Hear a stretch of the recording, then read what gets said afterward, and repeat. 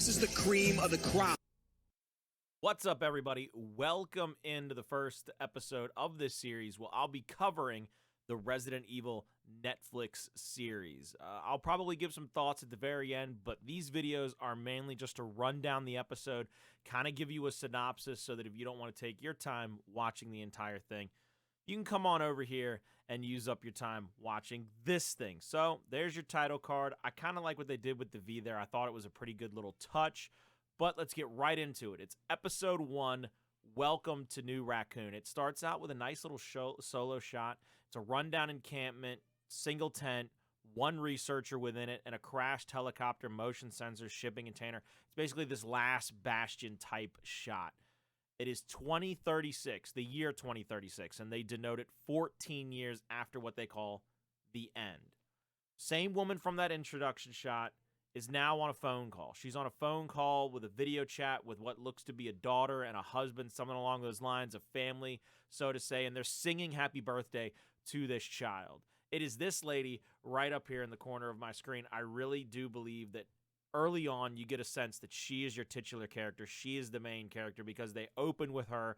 They clearly want you to get a connection with the fact that she has a family that she's video chatting. Her name is Jade. She's a scientist of some type. She sets a small bunny in a patch of grass, basically prick it to get some blood to come up out of it, and it summons this just batch of zombies. They smell for the blood, then instantly attack as a mob, and quite a vicious mob at that, and they chase after this bunny. She's been observing them, though, for 167 days.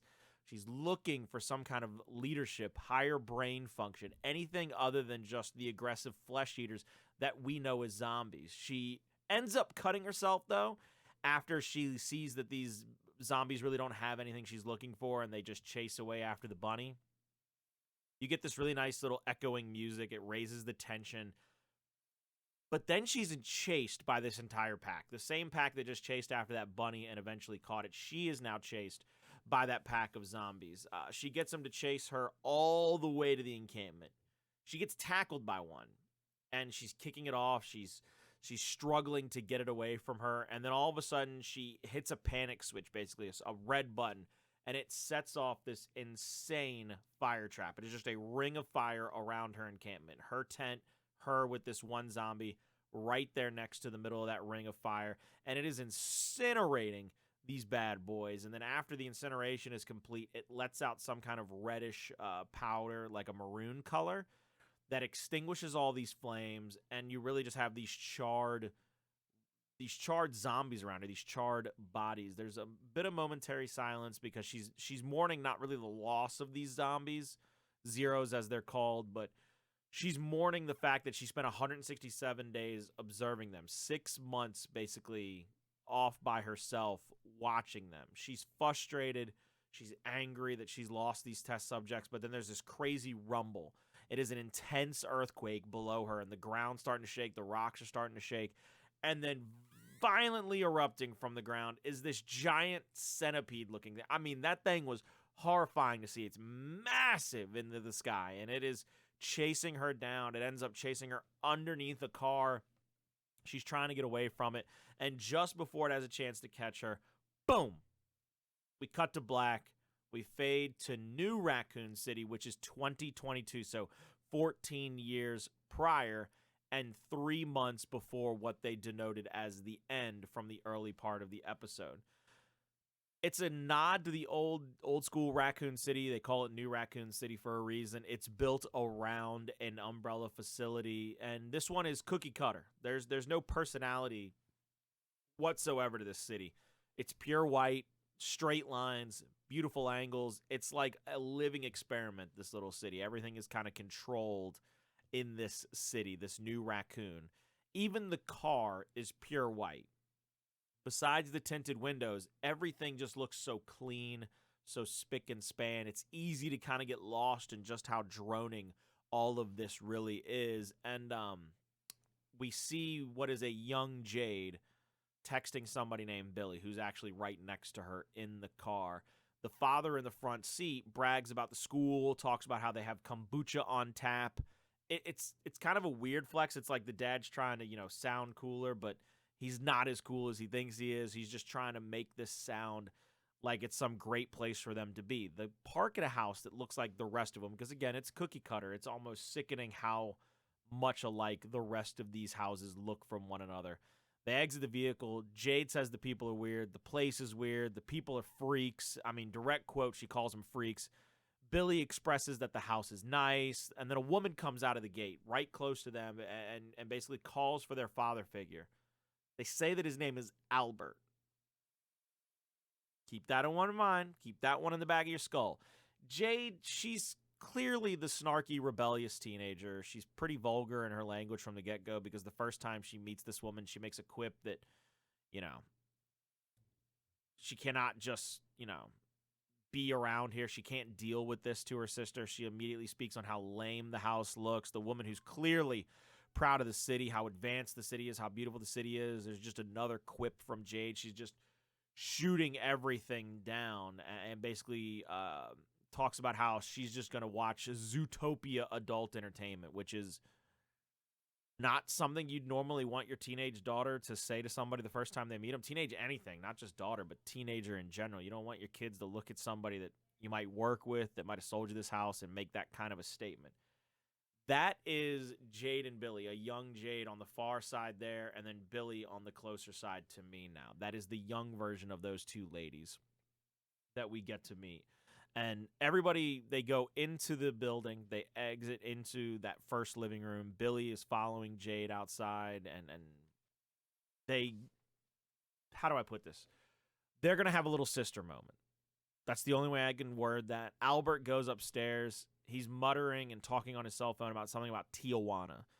Billy and Jade, they've got to be siblings. They got to be sisters. Billy tries to settle her sister and laments her attitude about her sister's attitude. I mean, basically says, this is a fresh start for us. Like, why would you act this way in front of these people that we've never met, in front of Dad? Like, why are you being who you are right now?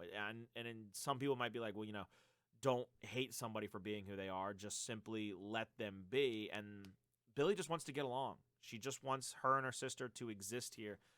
Jade's not having any of it. She changes the subject to how the guys that are playing basketball are hot, and then wants to go over and talk to him. Billy says, nah, you go. I don't want to go and talk to him. She wants to go unpacked. Clearly feeling this tension, Jade just gets up, goes to introduce herself to the boys playing basketball, especially the shirtless one, whose name we find out is Simon. Billy picks up a weird-looking centipede, basically reminiscent of the one that we just saw, a mutated version of it that we just saw attacking Jade 14 years in the future. And we actually jump cut back to the future, 2036, and she's still running from that centipede. She jumps under a structure and then is grabbed and yanked out by its pincers, its little mandibles at the front, and it's being thrown against a car. She's knocked unconscious. A roar from this animal and kind of preparation and eating her is interrupted, and she's actually saved by a hail of gunfire. These three gentlemen that you see here, these mercenary-looking men, are just laying waste to this centipede that has jumped out, this mutated animal that has jumped out and tried to now eat this lady. After it's dead, they check their guns. They're going to check the area, the girl. They're going to check for any technology they could take. They even check for zeros, which is what we find out they call the zombies in this show. And they actually find a very strange marking on Jade. It's right underneath her wrist. It's almost reminiscent of a prison marking. It's NRC 002. And I believe I'm going to assume early on in this episode that it stands for New Raccoon City 002, meaning that, she's a survivor of New Raccoon City. We flash back to the past now. We've gone back there, and we're going to focus in on their first day at school. Albert is talking to Billy about not having a choice in moving here and being here. Jade is blaring music obnoxiously loud in the background in an attempt to inform her family of her disgust with this situation. Albert takes a blood sample from Billy, and she remarks, Umbrella gets what Umbrella wants. As he leaves the room, though, on a work phone call, Jade is there to surprise him and says, you forgot my sample. And Albert makes a quip about, you know how to work a needle, and she says something along the lines of she's going to be great when it comes to, I think it was heroin is what she used. Taking blood from both of his daughters, she makes another quip and makes that kind of dirty derogatory joke toward her dad. Billy explains it away as Dad just trying to protect them. Jade sees it as some control before making a vampire joke. Their talk winds down with being worried about school, wanting to possibly own this town, so on and so forth. And Billy has a past of violent outburst. She's had counseling. She has a therapy dog, and she just doesn't want to be seen as that violent outburst freak anymore. The big reveal, though, comes toward the end of this. Their last names are Wesker. So you have Jade Wesker, who kind of might be a knockoff of Jake Wesker from Resident Evil 6. Unsure where they're going with that. Billy Wesker. Billy might be kind of an Easter egg to Billy Cohen from Resident Evil 0. And, of course, Albert Wesker, the big bad of Resident Evil 1, being seen in Resident Evil 0, being heard and talked about in 2, 3, 4, and 5. So, I mean, he lives throughout the series. He's on Umbrella Chronicles, Darkside Chronicles. He's kind of the big baddie in the background through all of those games. So there's a lot of Easter eggs just dealing with those three names in general. We actually cut to the basement, though, where Albert is injecting himself with one of his daughter's blood samples. They zoom to lunch, though. I mean, it is like as soon as he sticks the needle in his throat, boom, we're at lunch for these girls in their school. Billy, she's looking for a place to sit. She realizes that her sister is going to be sitting with those hot boys that she met the day before, and so she goes and takes a seat by herself. Another girl, seemingly another outcast, kind of, doesn't look like she has a lot of friends and a lot of places to choose to sit from, decides to pick the spot right next to Billy. And she immediately begins to bully Billy. New girl, has no idea where she is, doesn't have a lot of friends, sitting by herself. Billy ends up giving her the finger toward the end of this conversation, and they have an exchange about Billy being a freak for being a vegan, and a twin that looks nothing like her. The fight is ended. The fight breaks out, though, where the bully pushes Billy, gets on top of Billy, mounts her, kind of gives her some ground and pound, and then all of a sudden, the fight is broken up after all these students have gathered. After all of these people have recorded this, it takes a couple of teachers, and Jade, and they rush Billy kind of out of this area. And that's what ends up happening. And what we do next is leading you down the rabbit hole of this show, because it cuts to this commercial for a product called Joy being produced by the Umbrella Corporation. And it's meant to be for chronic depression, OCD.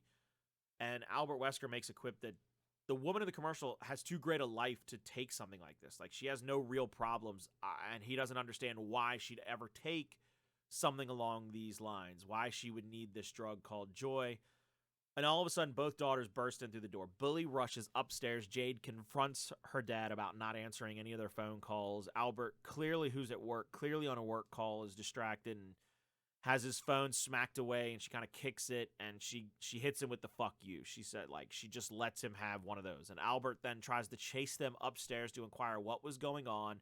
Jade yells at him to go back to work. So even when Albert does show some kind of concern, Jade continues to be the rebellious teenager. She doesn't want anything to do with him, tells him to go back to work, makes the snarky comment. Billy, she runs into her room. She grabs her comfort animal, her support, her therapy animal, whatever you want to look at, her little dog. It's a little baby white puppy, and is holding it, and she lets Jade in after a couple of minutes because Billy's calmed down enough, and she knows that Jade's her sister. Jade's probably there to try to make her feel better. They have a talk about a fight. Jade wants her to go at the bully. She wants her to go back and fight her, but this time win. Billy just wants to apologize, try to disappear into the crowd, and not be seen at anymore as a freak. Jade is clearly the dominant one in this relationship. She openly kind of tries to intimidate and manipulate her sister into this fight again, into going back at that bully so that they can kind of stand up and take over the town like she talked about earlier in this episode. Well, now we cut right back. That's one of the things that this show does a lot throughout every episode, all 8 of them. You go forward, you flash back. You cut forward, you flash back between this young teenage version of Jade with her sister Billy and her father Albert, and this adult version of Jade who seems to be kind of on the run, is very sporadic throughout all the episodes. So you go back to current day. Jade is in a medical room waking up. She's approached by one of the gunmen that we saw earlier. His name is Tate, and she's informed that they are in the Freehold. They are basically in a little encampment with a bunch of other survivors who are scavenging, building, maintaining weaponry and walls. It's basically like a little fort for them. It's in Brighton, England. So she's also informed that they can't drive out of this freehold because she was brought here by helicopter. And they especially can't drive out at night because at night, well, they're surrounded by zeros. I mean, it is just a sea of those things, a sea of zombies outside. As far as the eye can see, very thick. And it's basically impossible to get out. Immediately, they flash right back over to the past. They go right back to teenage Billy and Jade. And Jade says one punch right in the tit. Just another chance to manipulate, to coerce her sister into getting into this fight. Billy wants to be cool. She tries to apologize. And then the bully shoves a sandwich in her face, which is messed up on a couple of different levels. One, it's just messed up to shove a sandwich in somebody's face to begin with. Two, they make it a point to let you know that Billy is a vegan earlier in the episode, and the sandwich clearly had meat product on it, so it goes against her belief system of being a vegan. So it's just kind of a twofold insult by that bully. She has a very docile response. She's embarrassed. She's getting up to that rage level, and then she just kind of takes a deep breath and walks away before there's any further escalation. But she has pure rage on her face. I mean, she is ready to go to war, but she just doesn't. She walks away. She tries to be the bigger person. And then we get kind of an interesting little video snippet. Albert Wesker is getting shown a video of the Tijuana incident. Remember earlier when I said he went upstairs when they first arrived at the house and he was on the phone muttering about something involving Tijuana?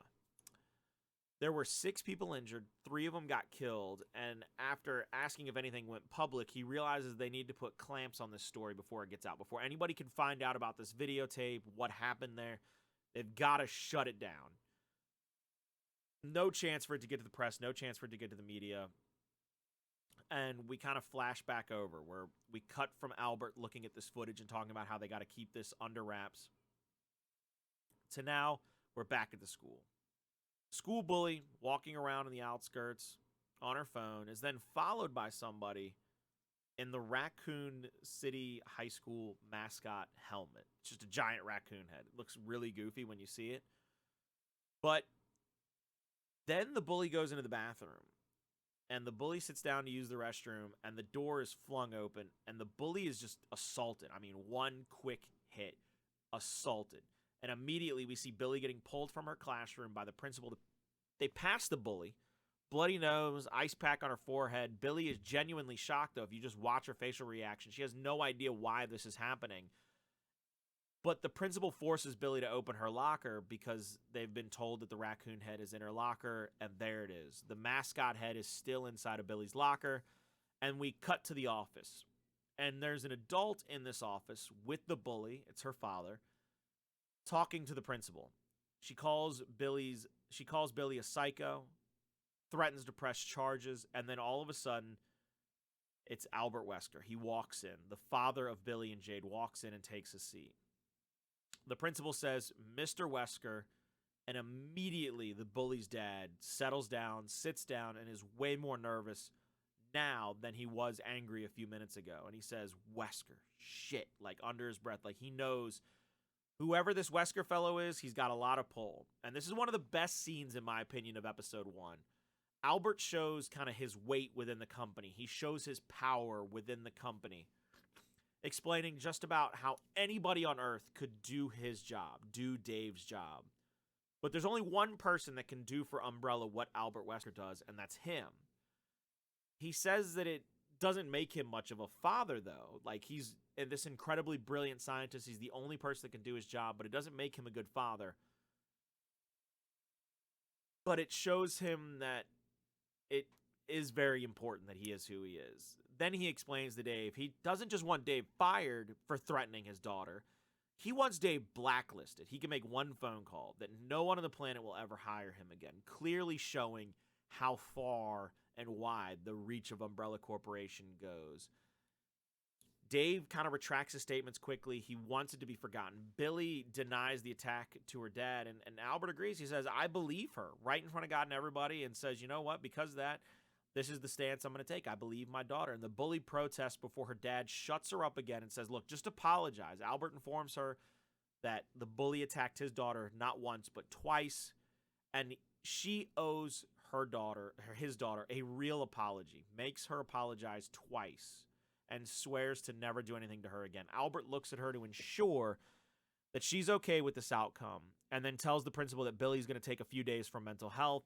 The next day, Albert goes to leave with Billy, or excuse me, the next couple of days, she's going to take a few days for mental health. Albert goes to leave with Billy, invites her to lunch at the lab tomorrow, and then Jade runs up to see what happened. Billy told her that she knows what she did, and that's a big selling point to me, is that Jade's manipulation didn't work, so Jade did what she wanted anyway, and now Billy's being blamed for it. She's the one being the scapegoat in this situation. We go back to the present, and we get to hear why the Zeros come in larger waves during the summer months. Their senses go, like sight, taste, whatever it may be, hearing, but the sense of smell only gets better, and because people stink more in the summer because it's hot, they sweat, they get more BO, the Zeros are way more attracted and easier to find these humans, especially when they group up like that. Jade tries to explain that she's been observing them for change in their patterns, and how she hopes to see a change in the virus, how one day they can learn to live with them like they were just another animal on the planet. Then states because they're the ones that made the Zeros, they need to learn how to live with them. It's their fault that they're here in the first place. Scavenger, he just takes a drink, tells her what happened to himself during the initial outbreak, and then he informs her that Umbrella is almost there. And when Jade asks why Umbrella is almost there, Tate informs her that they have a bounty on these new Raccoon City survivors, and she is their number one most wanted target before putting a pistol to her head. That's kind of the scene where Jade realizes that she's now being held hostage. She's here against her will. And this is basically just their way of saying, you're going to stay here until we want you to leave. Now we go back to the past. We cut again. This is a bit jarring for some people that I've talked to that have watched this show, but it's trying to basically use the past to set up events that are happening in the present, or use the present actions of people to explain why they are the way they are in the past. Billy, she's just scootering around. It's her day off. She arrives at the very front of a very clean, very pristine-looking building that asks her to identify herself.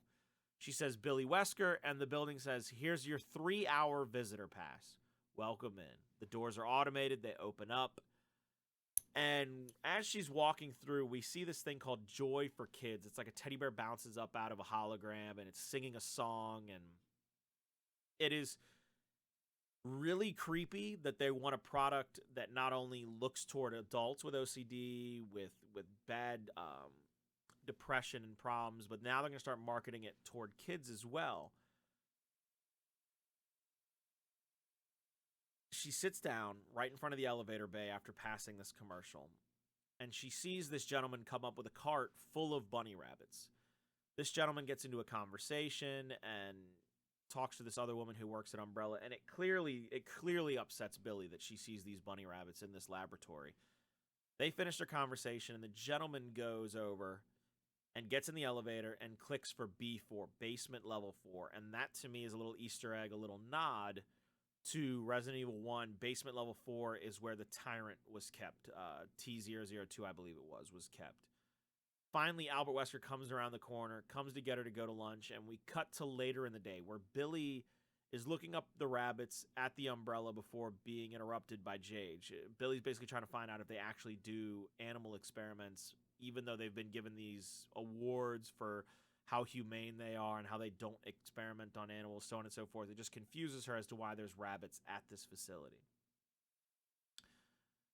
Jade tries to manipulate her again and doesn't really ever take responsibility for her actions and sees that that's not working, so now goes the route of, empathy and sympathy and simply wants her sister to forgive her, because that's really all that matters to Jade is her and her sister, and then she loses sight of that, and then she regains sight of that. It's a weird dynamic, but again, since Jade is very manipulative in this show, you see her use it time and time again on different people. That's just her MO.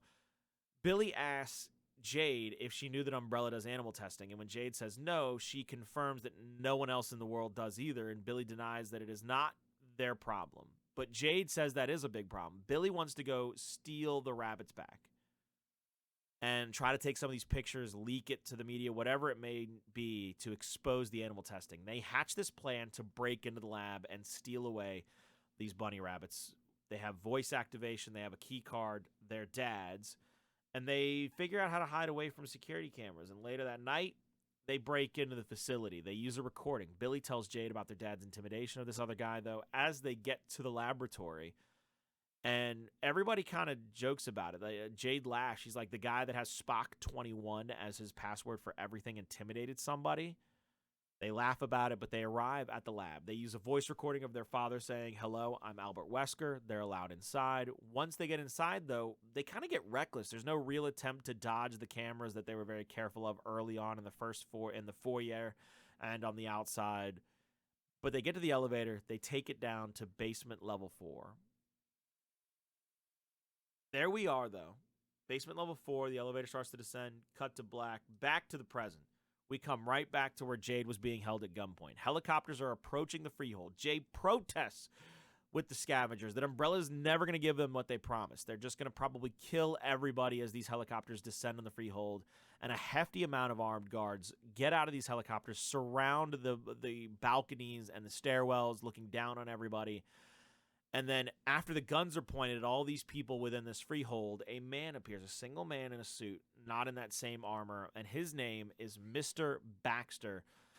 And he is their superior. He's clearly in charge of all these mercenaries, all these armed guards. But while he's coming down the stairway, he takes a tumble, like a little awkward misstep, before he introduces himself as Mr. Baxter. But as soon as he lays his eyes on Jade, he shoots Tate in the head. And then all of the other guards unleash hell on this freehold, just killing everyone and everything that's within inside of these walls. They decimate every living person inside the stronghold. Jade punches the next closest person to her, who would have been her guard a few moments ago, and then just breaks out, just tries to get the hell out of Dodge. And as she's on her way out, as she's running, we flash back to 2022. We enter the basement lab. Jade remarks how messed up of a situation all of this is, and all the animals kept in captivity for testing, like rabbits, monkeys, rats, mice. And there's no signal down here, of course, to be able to send these pictures out immediately. All they can do is take the pictures. But they go to access a computer. They log in using their dad's forever password, Spock21, and they get access. Billy begins taking pictures of everything on the computer, and Jade accesses the file, though, that we saw earlier, the video about Tijuana, and she sees the same outbreak. She sees the same horrific images that her father did earlier. Billy approaches a cage, a big metal case in the back of this room, though, and it says Joy Trial 998, and suddenly, as the door opens and unlocks, a ton of alarms go off. The door slowly opens under Billy's strength, and she takes one picture. She flashes a picture of the back of this cage, and she jumps back when she sees with the flash what is inside of that cage. It's a Cerberus, one of the dogs infected by the T-virus. It's rabid, it's hungry, it's now chasing the girls back to the elevator. The girls get on the elevator, safety for a moment. They take it back up to that main floor in that atrium, and they end up hiding in the room where the Joy for Kids commercial was playing earlier. The dog jumps up on the table after it's finally got its way into the room, and we get this really cool shot, of my opinion, of what Umbrella is trying to sell the world and what Umbrella is underneath by having the Cerberus right next to this Joy for Kids hologram. And I think that's just an incredible little nod, in my opinion, for the way that this show sets up that lore, that side of this world, that Umbrella on the outside is this perfect pharmaceutical company and wants to heal all the world's problems and help everybody, but in reality, they're making monsters in their laboratories. What ends up happening, though, is they try to leave. Is Jade, she gets out first, Billy gets out as well. They get to the front door, and they realize that it's locked. They try to play the recording, doesn't work. They tried to play the recording in front of the front desk, still doesn't work. And then all of a sudden, the dog bursts through the doors, separating the girls one from the other, and it ends up biting Billy, and it's taking quite the chunk out of Billy's shoulder. I mean, it is just ravaging her, pulling her away from Jade. Jade ends up grabbing a fire extinguisher and just bashing the living hell out of this dog, this Cerberus, before killing it. Billy looks dead on the floor. Blood is dripping out. Jade is crying. Billy's not moving. She might be in shock. She might be dead. We don't know, but we pan away from him upwards as you just kind of see Billy bleeding out on the floor and wraps her neck in the jacket that she was once wearing. We go back to present day. The Umbrella Guards are still shooting everybody up. They're still just as horrific as that Cerberus dog we saw a few moments ago. And Jade is trying her best to escape. Jade gets to the top ledge of this freehold, and Baxter informs her that her sister has been looking for her after we just saw her sister take this huge bite from a Cerberus and quite possibly be dead. And Jade takes a couple of deep breaths, looks kind of panicked for a moment, and then she leaps from the top of this freehold, plummeting toward an entire horde of Zeros. I mean, just everybody down there is just waiting to eat her alive, and it cuts to black.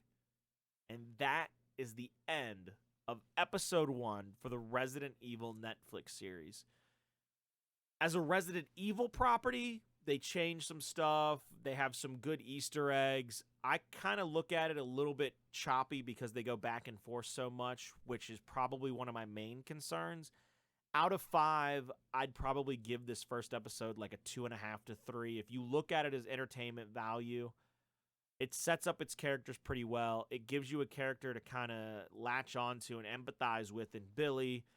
It gives you a protagonist in Jade who you do have some problems with because she is kind of manipulative. She does try to get her own way, but it also does a fantastic job of setting up that big bad at the top, that Umbrella Corporation, and it kind of shows you some of the different people living under that umbrella, the low-level workers who are intimidated by a guy in Albert Wesker, who is the father of Billy and Jade. It shows you what apparently Umbrella caused 14 years later with the incident they call the End twice. It does a pretty good job of that. So I'm going 2.5 to 3. I did not like how Jade kind of flip-flops.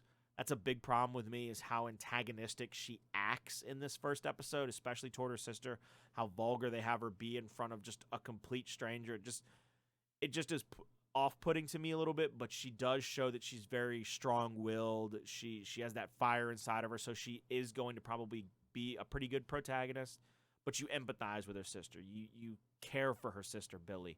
So I'm going 2.5, maybe 3 out of 5 on my scale for this first episode.